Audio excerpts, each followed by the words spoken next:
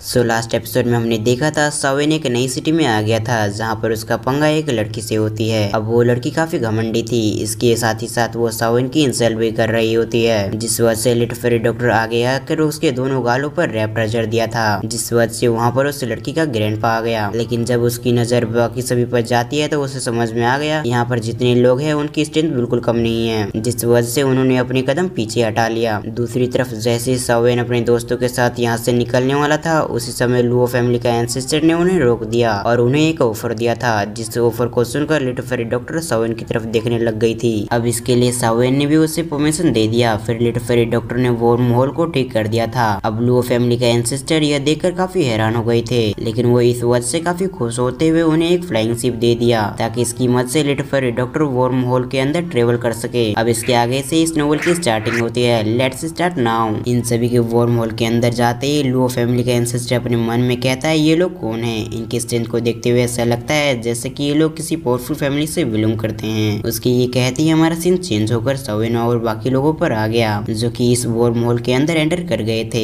अभी के समय सावेन उस फ्लाइंग शिप को अपनी द्विकी से हैंडल कर रहा था और उसके साथ लिटिल फेरी डॉक्टर होती है जो कि इसलिए यहाँ पर रुकी थी ताकि सावेन पे यहाँ पर कोई भी मुसीबत आए तो लिटिल फेरी डॉक्टर सावेन की किसी तरह से मदद कर सके, क्योंकि ये यात्रा रियल वर्ल्ड में नहीं था बल्कि स्पेस में वो सभी ट्रेवल कर रहे थे, जिस वजह से उनकी जान का भी खतरा होता है। दूसरी तरफ जिया कुछ देर आसपास देखते हुए वहाँ पर लेट गई ताकि वहाँ पर आराम कर सके। जिया कुछ समय के अंदर वहाँ पर गहरी नींद में चली गई। दूसरी तरफ लगातार कई दिनों तक सावेन फ्लाइंग शिप को चलाता रहा। बीच बीच में उसकी एनर्जी भी खत्म हो रही थी, लेकिन उसके पास काफी मात्रा में एनर्जी स्टोर करने वाली पिल थी, जिससे सावेन बार बार अपनी एनर्जी को रिस्टोर करके उस फ्लाइंग शिप को चला रहा था। अब ऐसे ही लगातार कई दिनों तक सावेन शिप को चलाता रहा। तभी एक दिन सावेन से किसी ने कहा अब तुम्हें आराम कर लेना चाहिए जब तक मैं इस शिप को संभाल लेती हूँ। अब ये सब सुनते ही सावेन की नजर अपने आप पीछे चली गई। हम देखते हैं ये कहने वाली और कोई नहीं बल्कि लिटिल फेरी डॉक्टर थी। सावेन लिटिल फेरी डॉक्टर से कहता है आखिर हमें कितने दिन गुजर चुके हैं स्पेस में ट्रेवल करते हुए। अब इस बात का रिप्लाई करते हुए लिटिल फेरी डॉक्टर उससे कहती है हमें स्पेस में ट्रेवल करते हुए 16 दिन गुजर चुके हैं, यानी कि बस 4 दिन बचे हुए हैं, जिसके बाद हम अपनी मंजिल के पास पहुंच जाएंगे। अभी के समय ये लोग ऐसी बातें कर ही रहे थे, उस समय उनकी फ्लाइंग शिप हिलने लग गई, यानी कि डिसबैलेंस होने लग गया। सावेन की नजर अपने आसपास वॉर्म होल पे जाती है। वहाँ पर जो सील मौजूद होता है उसके अंदर से धीरे धीरे करके दरार आने लग गए थे, जिस वजह से वहाँ पर काफी गहरी एक व्हाइट सी रोशनी फैल गई। दूसरी तरफ हमारा सीन चेंज होकर जिया पे आ गया जो कि अभी के समय आराम कर रही थी, लेकिन इस डिसबैलेंस की वजह से उसकी नींद टूट जाती है। जिया घबराते हुए अपनी नींद से बाहर आ गई। उसे भी समझ में आ चुका था कि यहाँ पर जरूर कुछ गड़बड़ हुआ है, लेकिन जिया अपनी जगह से खड़ा हो पाती या फिर अपने आप को किसी तरह बैलेंस करती उससे पहले जिया एक झटके की वजह से नीचे गिरने लग गई थी। अब दूसरी तरफ हमारा सीन शिफ्ट होकर सीनलैंड पे आ गया। सीनलैंड ये देखते ही सावेन से कहती है यहाँ की सील वीक होकर किसी वजह से टूट रही है, अब अगर ये सील टूट गई तो हम मुसीबत में पड़ सकते हैं। इसके बाद हमारा आगे का सफर बिल्कुल भी आसान नहीं होगा, और अगर ये सील इसी स्पीड से वीक होती रही तो भले ही हम यहाँ से निकल जाए, लेकिन इसमें हम सीरियस तरीके से घायल हो जाएंगे, या फिर ऐसे भी हो सकता है कि हम यहाँ पर मारे जाएं। लेकिन अब हम यहाँ से पीछे भी नहीं जा सकते, नहीं तो हमें सेंटर प्लेस जाने में और देरी हो जाएगी। और अगर बात की जाए सेंटर प्लेस की तो वो यहाँ से ज्यादा दूर नहीं है। अब अगर हम अपनी मंजिल से इतने करीब होने के बाद भी यहाँ से लौटने की कोशिश करें तो हमें लौटने में भी काफी समय लगेगा। इन सभी बातों को सुनकर सावेन कुछ सोचते हुए लिटिल फेरी डॉक्टर को इस फ्लाइंग शिप की स्पीड को कम करने को कहता है। अब जैसे ही सावेन ने इन शब्दों को कहा उसके अगले ही समय लिटिल फेरी डॉक्टर ने अपनी पॉइजन द्विकी को रिलीज करते हुए उस फ्लाइंग शिप को चारों तरफ से घेर लिया। अब इसका ये रिजल्ट हुआ कि उस फ्लाइंग शिप की स्पीड काफी लो हो गया।